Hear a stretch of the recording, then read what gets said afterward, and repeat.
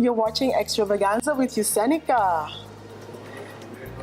My name is Yusenica Mason, and I'm here with the very distinguished personalities of the Thompson and Grace Medical City Specialty Project.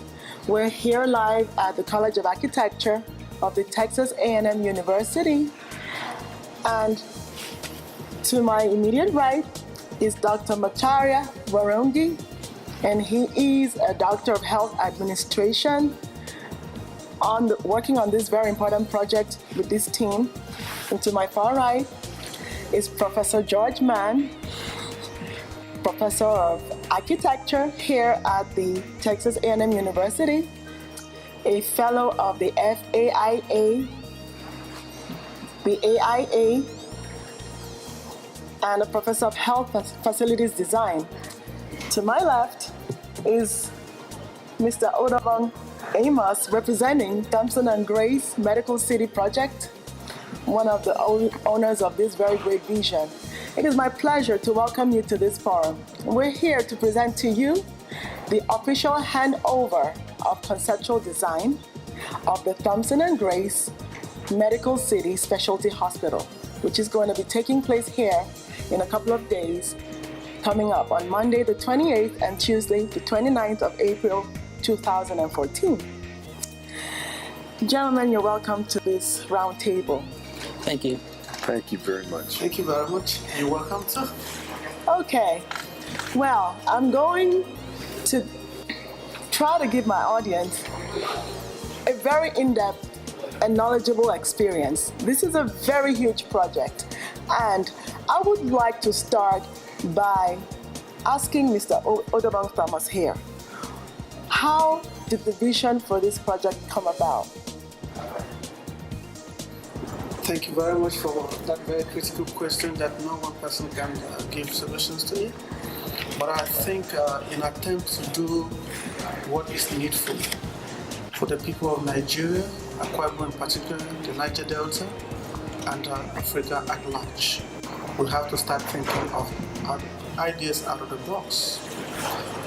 Fortunately for me, I'm one of those persons that has been so blessed, and I'm grateful for what I've come to see as a person. Traveling around the world has brought critical education to my person. But right in Africa, Nigeria, the Niger Delta that has been so deprived over the years, and Akwa Ibom people where I was born as a gift to the state, I feel that we need to do something different. The project, Thompson and Grace Medical City University, Thompson and Grace Medical Hospital, and a couple of other projects involved, is born out of the need for the people. I like to start something very critical, and I don't want it to feel bad, but this is a stark reality. Texas as a state in the United States, they are generating over 60 gigawatts of electricity. Right. With less than 30 million people. Nigeria, where I am from, we are struggling under 5,000 megawatts for 170 people. 70 million people, rather. What is the ratio if you want to put the mathematical equation? So every Nigerian, every black person from Africa, we've seen Europe grow, we've seen America, we've seen the Asian continent. What are we doing in Africa? It's time for us to rise. We are losing so many young ladies to cancer, cervical cancer, breast cancer, so many to HIV, so many to hypertension, diabetes, and all you can imagine, because we lack the proper care, diagnosis, and whatever.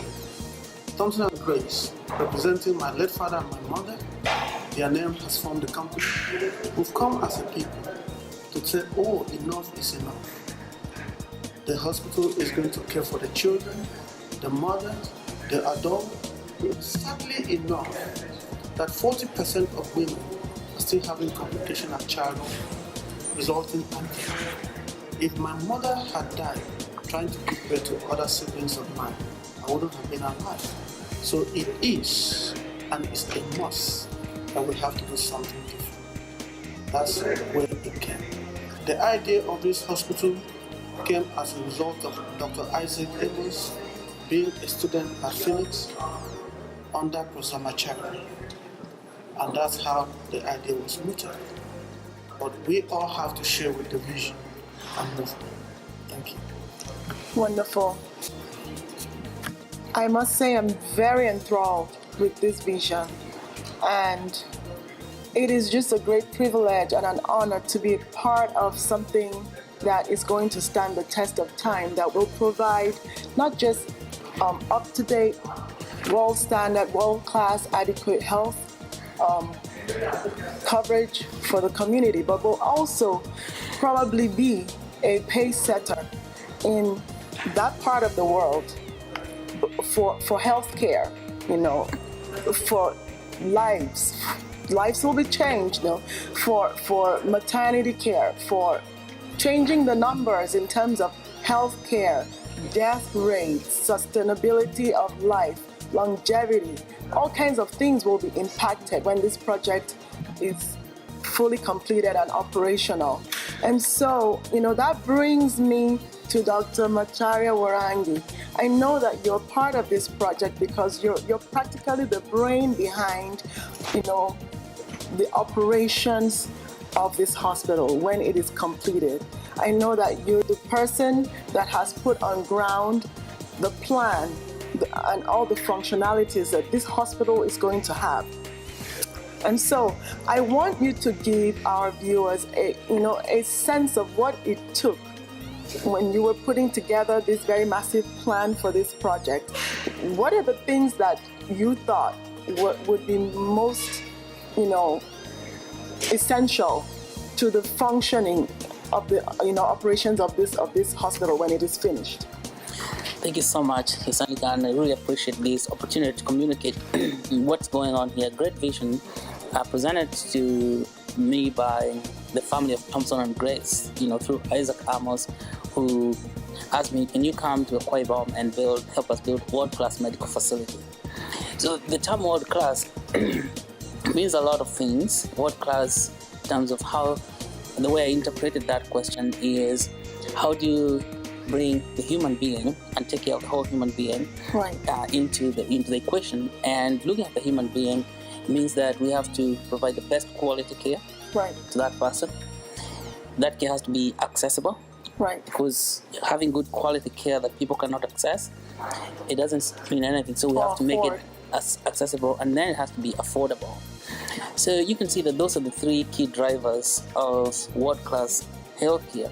Then to interpret that in a place like Niger Delta, which has monstrous challenges. Niger Delta is a fascinating place to look at for two reasons. One is that it's one of the most highly naturally endowed places on earth, with natural tropical rainforests that have all types of food, all types of flora and fauna. It has abundance of everything. The greatest amount of rainfall, we receive more than 120 inches of rain per year. That is more rain than anywhere else on earth. And then it also one of the most highly densely populated places on earth, that per square kilometer you have more than 1,000 people living in a rural area. That is one of the most densely populated rural regions on the planet of the earth. And then it also stands out that it is one of the places inhabited by the poorest people. And this kind of demographics, or you can call statistics, are totally stunning. A place highly endowed with natural resources, inhabited by highly impoverished people. Now, when you speak about healthcare, access to care is a function of ability to afford it. So that the fundamental driver for this project then has to be ability to build possibility for access to care. Because when you build a hospital, we don't want to build a bright and shiny, beautiful building that nobody can afford to go. So that's one thing. Second thing is that we have to observe the stewardship of the environment, because the environment itself in Niger Delta is responsible for production of most of the diseases. As Otterbaum indicated here, Very tropical.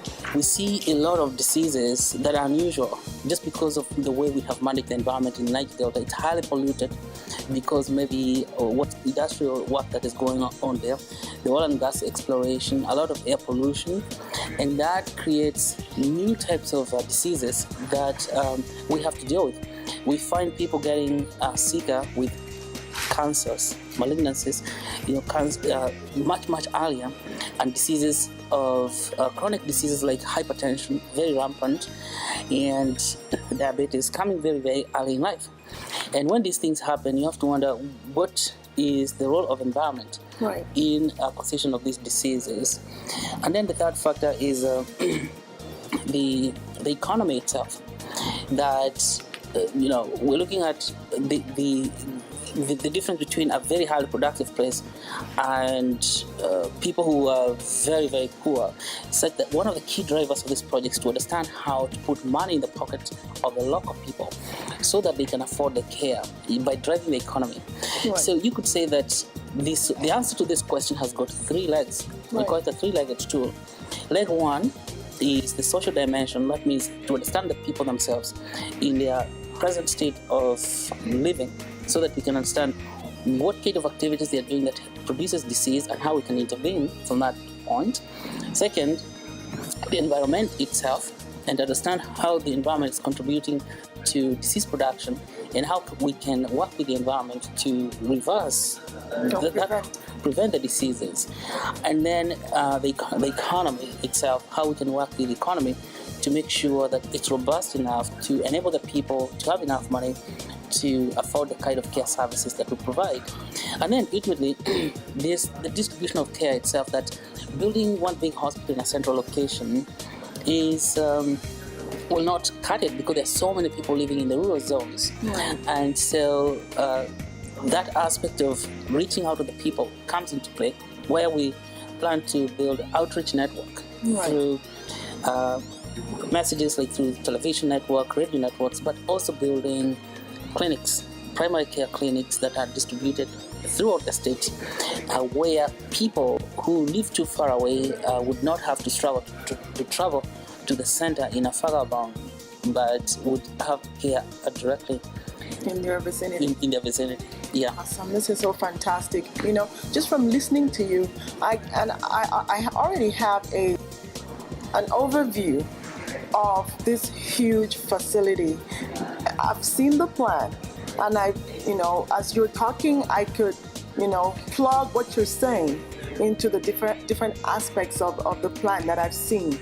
So basically, this facility is kind of like a huge global medical village, and it's going to run on its own resources. You're going to have, residential areas in it. You're going to have a water plant. You're going to have a power plant. It's going to power itself. You're going to have, various pharmacies, so this is going to be such a huge impact on the socio-economic, development of just the neighboring communities that are going to be close by this facility. And so I want you to give the viewers an idea of how much expectation should they have, in terms of, okay, like a timeline. When is this project going to be, completed? When is it going to be fully functional? When is it going to be accessible? Because you've mentioned accessibility. How long does the average person living in Afalbong right now have to wait before they can say that they will be able to walk into Thompson and Grace Medical City and be given service? That's a great question, and I want to tell the people of Akwa Ibom and Fagabong that they don't have to wait how long, because I want them. I would like them to join us and we'll build this place together. The idea. That's why people like Professor young professor of we work together to help us, because I understand one thing. Architecture comes in. Yeah, I understand one thing, that co-creating is the most effective way of communicating a vision. Right. Co-creating is the most effective way of communicating a vision. This means that it's not up to us to build this place and then later give it to the community. Right. But it is for us to include the community and to get in from the word go, and we work together to this process so that you don't have to wait. And we have started the inclusion process as soon as now, because as I said, that we have three key drivers: the social, the environment, and the economy. Now, to manage the economy and the social dimension of it, we are building a cooperative society. Right on the facility. Yeah, the agricultural cooperative, and the work of the agricultural cooperative is to steward the agribusiness so that we may focus on the agricultural produce in the Niger Delta. Right. One of the greatest products there is the palm, the palm fruit, and all its palm products, and so we have started work to develop that aspect of this project. Okay. And the cooperative society will start recruiting people right away, and we want as many people to get involved in that cooperative society, and we help them to manage the agricultural produce. Okay. We bring it all the way up to the international market so that the agricultural produce in Niger Delta can have access to international market, and that way the local people there would have some money to pay for the healthcare services. Now, from the building itself. Fantastic. Yes. The building itself, which is the medical setting, and we have found that in order for us to make this work in Akwa Ibom, we have to think about everything. This is a completely greenfield site, and greenfield means that we don't have anything in existence on that particular site. This means that building a hospital alone won't cut it. We have to bring energy, power plant, because a hospital consumes a lot of energy. Right. Yeah. We have to bring water. Hospital consumes a lot of quantities of water. Gallons and gallons of water to run the hospital itself. And the hospital also consumes a lot of manpower and woman power for that matter. So, in order for us, we have to build a power plant that is powerful enough to supply sufficient energy, and maybe even offload the excess capacity to this. Yeah. The second, that we have to build a water plant that can generate high quality water, including clinical water for intravenous use, right, distilled water for the laboratory use, right, and drinking water for the hospital, and of course industrial water to run the hospital itself. And of course then we have to build residential houses for physicians and nurses and all the other people working there. And so we are planning for maybe about 3,000 to 4,000 units of housing in that region, including high density apartments, going all the way down to low density, expensive houses for the higher income groups. And we also have to build, because having a residential is not enough, we have to build the shopping experience, the social amenities that you require when you're in a city. So we build an elementary school for people living there. We build a community center where people can have weddings. We build a shopping complex where we have several shopping malls, movies, and we build a hotel, because now this space will become a destination medical center. Right. And one of the major problems we have found in Nigeria is that majority of people are trying to seek care abroad. Outside the country. In India, Nigerians are spending about $1 billion a year in India seeking medical care. And I believe that if we build a world-class medical facility in Akwa Ibom, we may be able to revise that medical tourism. Right. And in order for the medical tourism to be meaningful, then we have to build a hotel where people can come over the weekend. When they bring their patients, then the families can have a place to stay. And especially for long-term care, and Yeah, that's right, and dormitories. And the one final component is that the city itself is built on principles of academic medical center. That means that academic medical center, not only does it provide patient care, what we've been talking about, it also provides education to the communities, because there's no point bringing a hospital and we are not educating our own people. Right. So education is one of the key functions that we're going to produce in this city. We have to do research, because what is the point of educating people from knowledge that is borrowed from elsewhere. There is no point in doing that. Now, in order for us to create something that is sustainable from the ground up, we have to invest in research. So we're building a major in research capacity. And on top of that, having research by itself is of no meaning if you're not going to use it, translate it into products and services that people can use. Right. So we build the innovation component. That means capacity or capability for translating the research knowledge that is coming out, being produced in our laboratories, into products and services. And that just brings us to now the final aspect of the project, where we're going to focus much on creating industries, biotechnology industries, pharmaceutical manufacturing, so that instead of importing medicines, Africa, nobody is manufacturing high quality medications, and there's a lot of diseases. And if we have built this innovative capacity and we go with a specific intent to do that, then we can manufacture medicines right there. Simple things like vaccines, which everybody else has known how to manufacture for centuries. Not yet century, maybe almost a century, but we still don't know how to do it. And the reason we don't do it is because we have not built the capacity for innovation. Right. Yeah. Can I jump in there, Dr. Macharia? Yes. One of the aspects of this entire development is job creation. At completion of this facility, we are expecting that between 20 to 35,000 jobs will be added to the Niger Delta and to Nigeria. There's no singular state that can support this, because you need medical doctors, you need nurses, you need people from different aspects of education. Right. And then the government will have a lot of tax paid back to the government. So this is a good project. My thinking is like Seneca was asking, when will the people of Nigeria, Akwa in particular, start receiving services? Effective today, because there are services that people receive. Right. A lot of young people are involved in the project, working with Texas A&M, HKS, and Thompson and Grace. Students from the University of Ohio are already involved in the superior architectural design. Some students of the marketing commerce department of the University of Ohio are already working with the Carson Venture to develop business plans. So people are deriving benefit as of today, and more and more is coming. What I would like to say, to talk to my people, is make sure we are prepared to be part of this.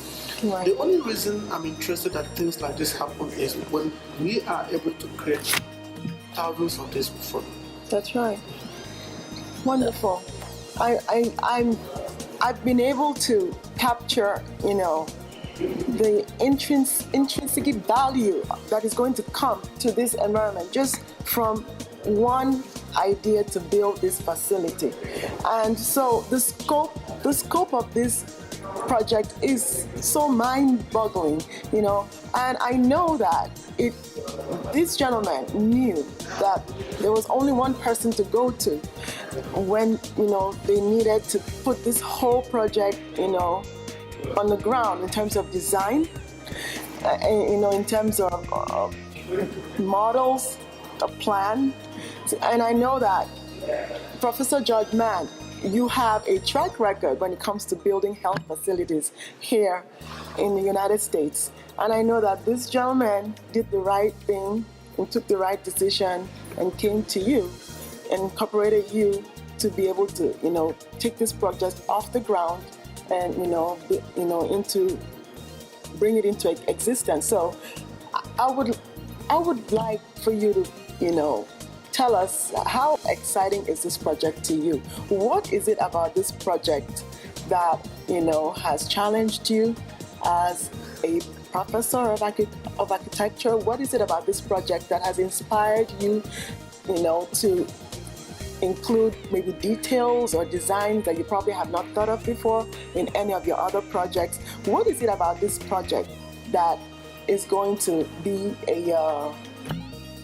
what should I say, like a trademark for Professor George Mann? Well, thank you, and it's such a privilege to be here sitting with the three of you, and a privilege to work with Dr. Vicaria and Audubon Amos and his brother Isaac, who's coming on Monday. and I think we've gotten to be good friends in a very short time. So what is it about the project? The people need this project. They need it desperately. Definitely. And that is such a wonderful learning experience, because the way I teach is we do real projects with the students, and there have been 20 students working on the project, in addition to one student from Nigeria, Nenvin Dogan. He's embedded in the class, and he's been an advisor. And very quickly we found out about the major health problems, which are quite different from the United States, with malaria, HIV, and some of the tremendous challenges that people are facing. And that has been infectious to our students and to me, because I felt this warmth and sincerity from our clients, two of whom are sitting at the table, and it infected the whole class. And we started this project on February 10th. We had a kickoff meeting where we're working alongside an architectural firm made up of many of our former students at Texas A&M. And by the way, we have HKS. They're known for the Cowboy Stadium, but they've also done 700 hospitals, including MD Anderson in Houston, where you live. That is awesome. And so it has been energizing. I came to Texas with the idea of staying 1 year in 1966, and it's about 700 projects later. Now, what's different about this project, I never felt the determination to follow a vision that I have felt from these gentlemen. And it's been infectious. We've been on webinars from Nigeria to Minneapolis, where Dr. Makaria lives, to Dallas, and the Atlanta office. And HKS kind of grew up along with this unique architecture for health program that we've had. Wow. And this isn't the first time we've done a project in Africa. We've done one recently in Tanzania for a Catholic priest, a very small project. That was followed by another project in the Sudan for a rehabilitation hospital. And previously to that, we did a project in Tunisia. Then we did a children's hospital in South Africa, the Nelson Mandela Children's Hospital.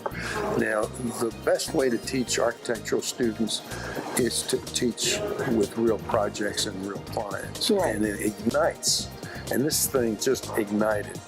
And you'll see on Monday, when you see the students, their parents are invited, other students are going to be here, other faculty, people are flying all the way from Nigeria.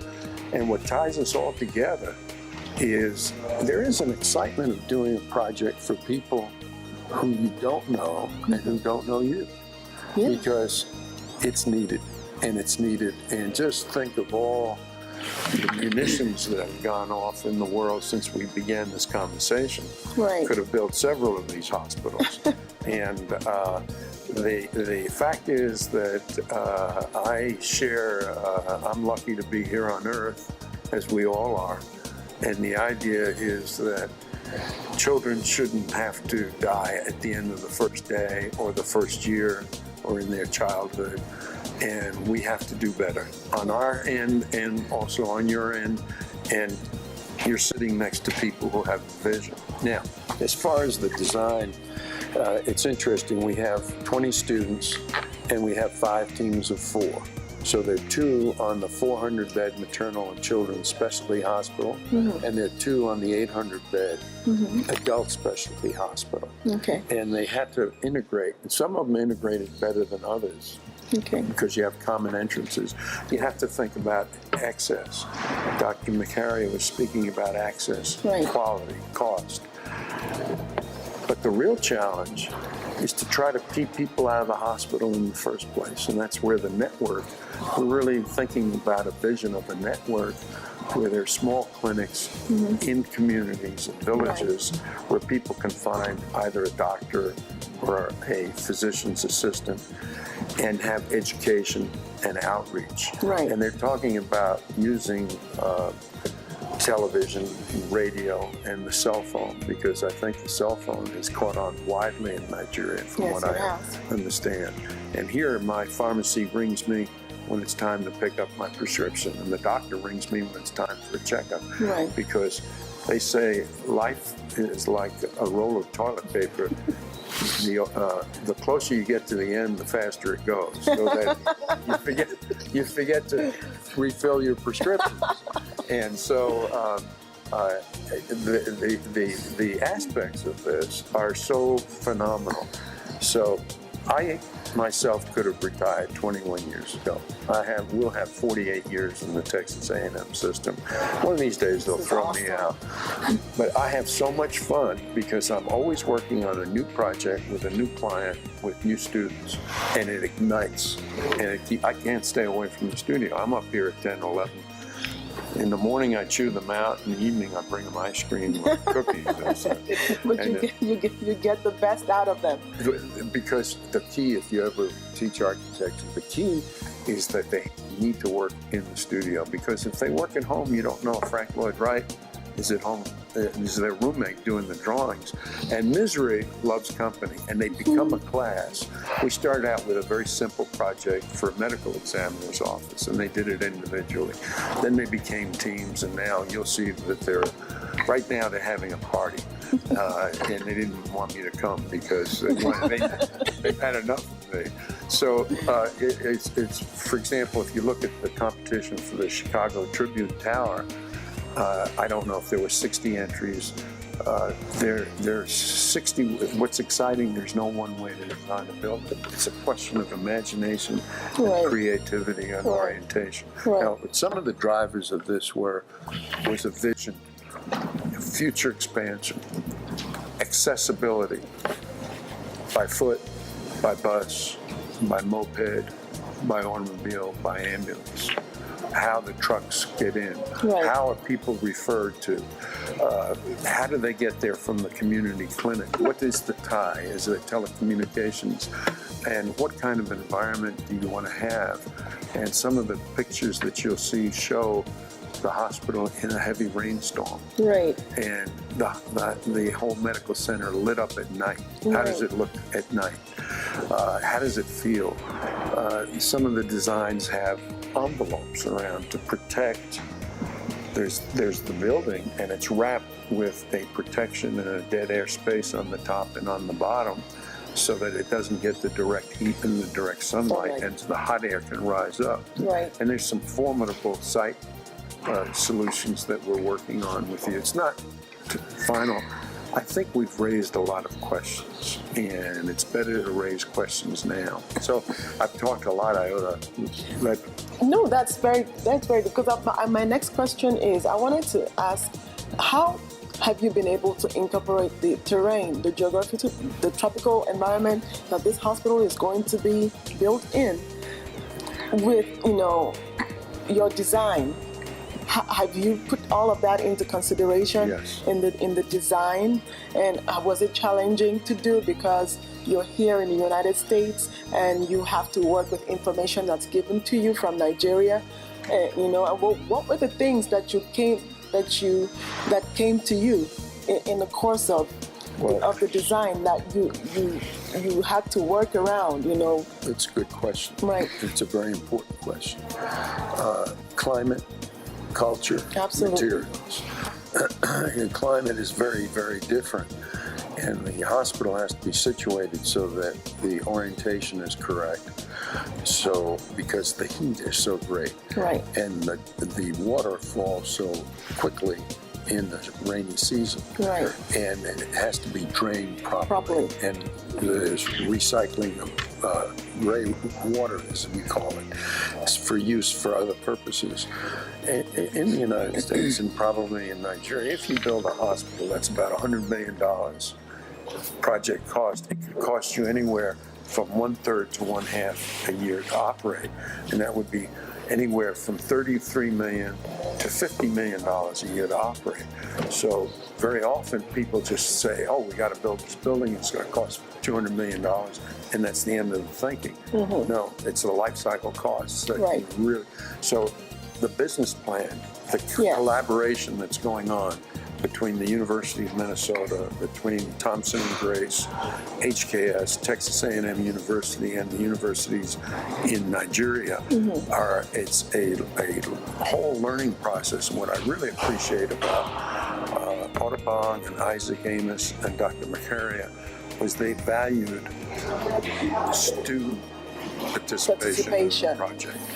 These students may go on to do other projects in the future. We hope students come here from Nigeria when they find out that there's an architecture for health program. We'd love to have them. Wonderful. And we all learned a lot.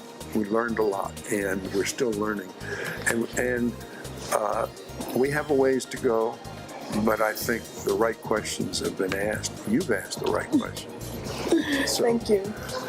To add to that, team from the University of Texas A&M visited Nigeria. They went to the location, coupled with the surveyors. They have asked the right questions to enable them to produce the architectural design that will fit what we want to do. Right. And you know something? It just occurred to me while you gentlemen were speaking that right here on this table, I just might be talking to the team that will end up being the team that would discover the aging gene in my lifetime, because this project is so phenomenal, and all of the aspects that Dr. Macaria and yourself and Mr. Audubon here have thought about, have conceptualized, and it's unfolding before our very eyes. You know, it just brings into reality a perspective on healthcare that the average man on the street really doesn't think about until they hear it on television. You know, like maybe you're watching this program now and you're going to be thinking, wow, so there is going to be such a health facility of this size and of this class and of this professional capacity right in the backyard of my house in Nigeria. And so that means that the average Nigerian can begin to, breathe a sigh of relief when this project becomes, operational, that at long last we have, a healthcare facility, a world-class healthcare facility that, is going to service, the community, not just in our generation, but it's going to be here because you have put in place, what it's going to take to manage it and to keep the standard up and to keep it running for generations to come. We are actually laying the foundation with this project for world-class healthcare that will impact not just Nigeria, that will also attract business from the United States, that will attract investors from the United States, that will attract trade, because supplies will have to come in. And I know that most of all of those supplies, or some of those supplies, are not made in Nigeria. Some of them are made in the United States, some of them will be made in China, some of them will be made in different parts of the world. So this is going to generate such economic activity, such healthcare implications, such impact on the community, that I cannot wait to bring this talk to the audience, and make as much noise about it as I possibly can. So I want to thank you. Before you land, I have to interrupt. Tell the people, tell the audience, there's something they need to understand. Okay. Today, in the United Kingdom, in Germany, in the United States, people can drive to any destination, location with an instrument called GPS. Right now, in the comfort of your bedroom, you can sit down to send a text message, email, call people, and interact. That is as a result of vision. Some 40, 50 years ago, during the leadership of John F. Kennedy, America went to the space. They never had any idea what was to come. Right. But the effect of space has brought the internet, the social media, the telephone, better communication, the GPS, and you can name it. So if we can start today, like we are starting, I advise and encourage everyone, jump into the boat. Bring your honest contribution. It might not be much, but let it be real and honest. We'll get there and change Africa. Thank you very much. Well, I still have a couple more things that I would like to talk about. about this project. And Professor Mann, my next question to you is about financing. Okay, when this project was brought to you by Otobong Amos and Dr. McCarrier, what was your thinking in terms of the scope of this project? How did you think that they were going to be able to finance such a huge project? Did you think that it was going to be something that would be too big to build, or did you think, oh, this is possible? This is very interesting. I just want your thoughts on what was your first reaction. Well, my first reaction was it was quite a vision, and we phased it so that the first phase would have 200-bed adult specialty and 200-bed maternal and children's specialty. And then the children's goes to 400, and the other one goes to 400 and then 800 beds ultimately. So you have to position it on the site to allow it to expand. Now, one of the things that's different is the amount of cars, but that's going to change in Nigeria like it is everywhere else. Right. So people fly over Dallas or Houston or Los Angeles and they think that there are no people. This earth is made for automobiles. The automobile drives a lot of planning. And so there are many, many factors. But what I quickly sensed was a determination. And I said that these folks are going to do it. I do think that it could take place simultaneously if they wanted to, because they're the client, with thinking about prevention out in the community as this grows. In other words, the idea is to make it, you want your hospital not to grow so big because you want to stop disease before it reaches the hospital. In other words, anytime somebody comes to a hospital, it's a failure along the way. None of us are going to get out of the world alive. I hope I'm not bringing news from the front. But prevention is something that has to be really embedded. Prevention, education. Maybe these clinics are located near schools because that's an important part.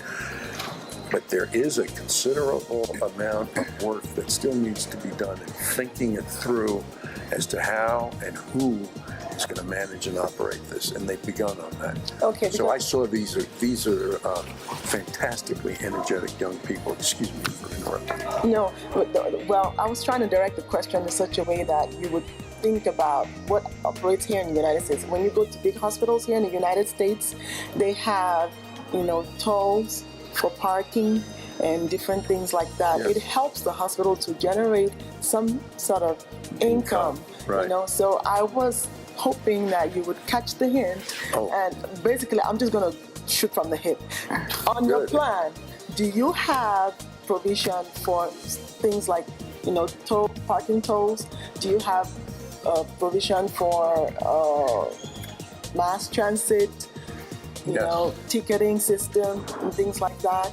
Yes, for all of the above. Mass transport, where you could take a bus right to the front entrance, because if you're sick and it's raining, there'd be an overhang. You don't have to go stop at a bus stop. The bus will come right to the front entrance. Right. And there'll be drop-off places. And yes, there'll be little tolls. I'm sure that people will have to pay for parking, but some people may not have a car. So that's where the mass transport comes in. The other thing is, there may be one child sick, but there may be 3 or 4 children who are well, that there needs to be daycare centers where you can leave your well children and not take them and be exposed to disease in the hospital. Right. And so, in fact, in our own country, it was only after World War II that we started building high-rise buildings because we had antibiotics. But we have to be careful that we're not breeding super diseases like in some parts of the world. Tuberculosis is on a resurgence. So that the training of the architect, we began by understanding the health problems and the incidents. What kind of health problems are there? Right. Many of them are environmental and preventable. So when they first came to me, to come back to the original part of your question, I said to myself, gosh, this is exciting and challenging. We've done projects in Asia. We worked on the National Taiwan University Cancer Hospital. We worked on Hainan Cancer Hospital in China. We worked on the Puyan Eye Hospital. I mean, I've been at this more years than I care to think, but it's always new and challenging. And as long as I can keep going, I'm going to keep going and do this, because there's a lot of work that needs to be done out there. And we have to stand up for priorities for people all over the world, including our own country. To me, it's a no-brainer. If you keep people healthy, they can be more productive. Yes, Everywhere. definitely. Whether they're in India, whether they're in Brooklyn or Houston or College Station. So we need more visionaries and fighters. They're fighters, these two fellows. Thank you very much. So, Dr. Matari, you did mention about research and about, education. And what aspect of this facility is going to be employed to take care of that? Is there a school? Is there a research lab? Is there going to be in-service trainings, things like that going on, not just for employees, but how are you going to incorporate the community in things like this, in research, in continuing education, so that you can educate them on how to prevent certain things before they have to actually come in the hospital for, before it gets worse or whatever. Very important question you ask, and I see that. As I said earlier, the hallmark of this project is community inclusion. Okay. That's the key driver. We have to include the people and go along with them. And we are building, we have designed a specific place for them, both from the strategic point of view as a strategy for sustainability for this project, so it's sustainable in the future, and from the design, even the architectural design. Now, from the strategic point of view, we build a cooperative society, and the work of the cooperative is to bring the local community on board to the project. Now, the cooperative will have three key functions. Besides managing the agricultural production and the economy, it will also have training facility, which we have built into the city, a place we are calling the Artisan Center, with cooperative building. The cooperative headquarters will be there. It will have space for training, like classrooms, where people can come and learn about stuff they need to learn. And part of that education will be disease prevention, health promotion, nutrition. Awesome. Nutrition education. Is very important. Particularly working with mothers, and we're going to employ an army. When I say an army, as many people as possible who are not very highly paid, but people who can work with the community, who are connected to the cooperative, who now become the agent of health production within the community. Those kind of people do not cost a lot, but they in terms of gathering knowledge in the community, they become very powerful, because they become the feelers of what's going on in the community. Then they can feed back that knowledge into the healthcare system that we're building, and we can use that knowledge again to work with it to create new ways of solving problems.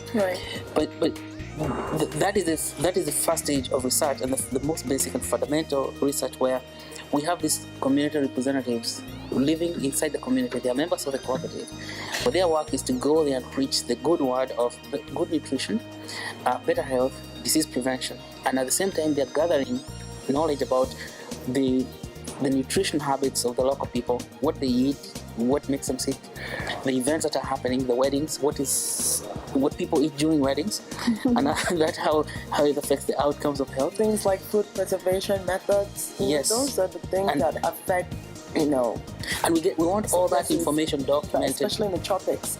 Yes. So we want all that information documented very well.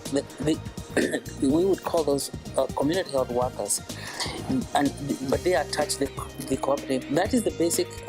I call it basic, but they're going to be employees of the facility. Yes, through the cooperative. Okay. And they're managed as a community engagement aspect of this project. Okay. Then the technical education, School of Medicine. has research capability.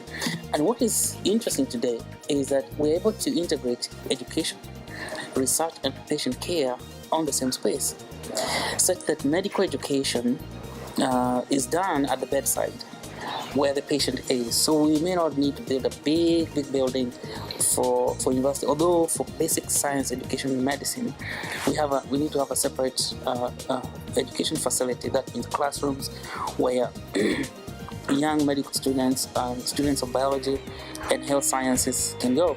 But most of the clinical sciences will take place inside the hospital, inside the same space that patient care is taking place. Right. Now, at the same time, most of the clinical research takes place in the same place, that on the same level in the ward. If this was a ward with patients,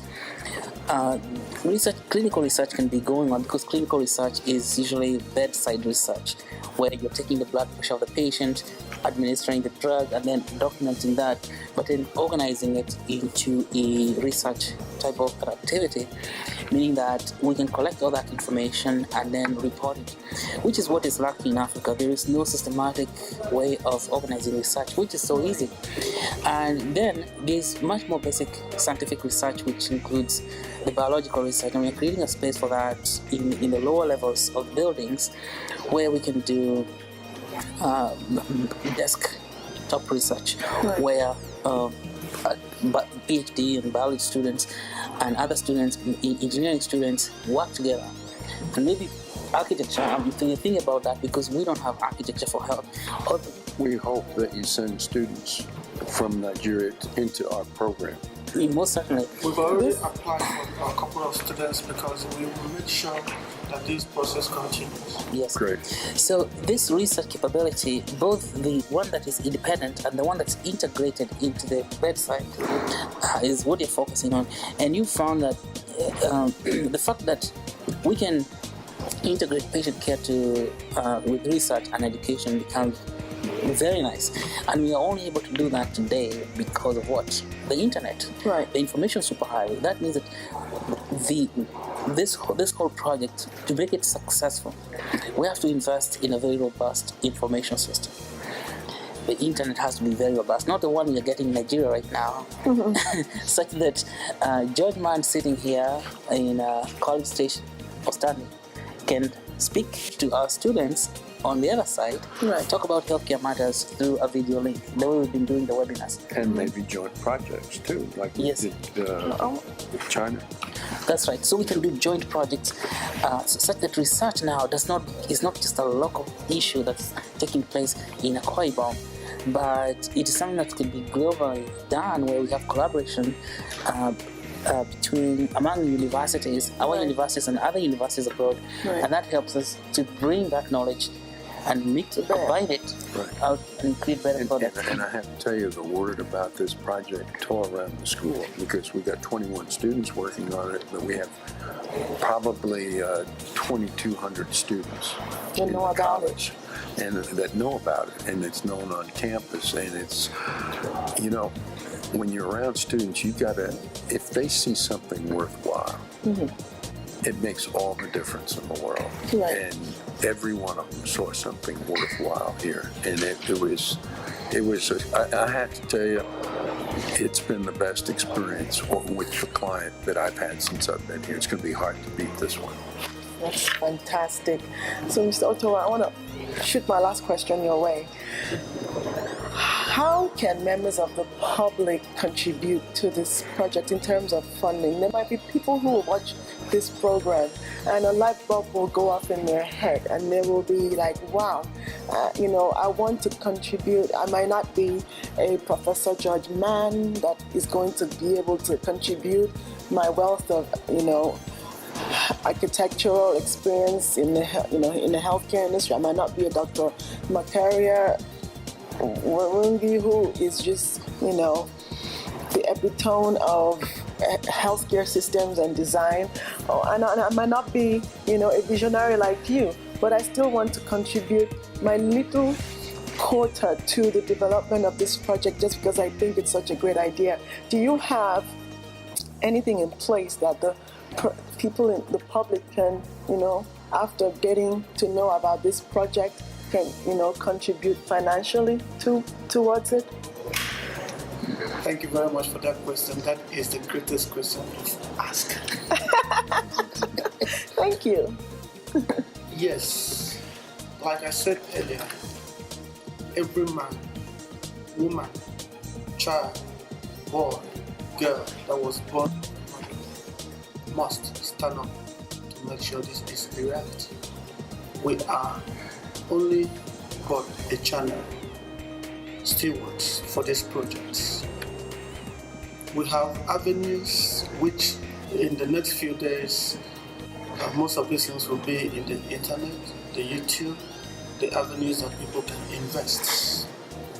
At the moment, a team of people, students at graduate level, PhDs, professors at Minnesota University Business School are putting together the business plan for the entire medical city, comprising the power generation, the water, the hospitals, the university, the real estate housing units, the data center, because without a very strong IT, this system cannot be world class. And then the team of lawyers, investment lawyers, are working to put out the investment memorandum, what will come out. So in the next 90 days, we are sure that some things like bond shares will be issued out in the US, in Nigeria, and most of the strong environment like South Africa, Nairobi. And so we encourage everyone, however little it is, stand up and be counted, because it is evil for us to watch mothers die when they are trying to give birth to life. Thank you. Thank you very much. Well, this has been a very productive session of talks, and before we leave, I would just like to say thank you to Mr. Otobon Thomas for your family's vision in bringing about such a project of impact of this nature. I would like to thank you, Dr. Murangi, for being such a great contributor to this project. You bring your wealth of knowledge and experience. I would like to thank you, Professor Mann. I wish you were much younger. So do I. He has the mind of a 4-year-old. For bringing your wealth of experience in healthcare architecture to bear in this massive project. And I know that this is going to be a very successful project. And I want to invite members of the public, anyone watching who's going to be watching this program, stay tuned. There's more to come. We are going to be covering the handover of conceptual designs. We're going to be bringing that live on air to you. We're also going to have, a documentary about this project as it unfolds until completion. And I guarantee you, this is not a project that you don't want to be a part of. So stay tuned. Thank you very much.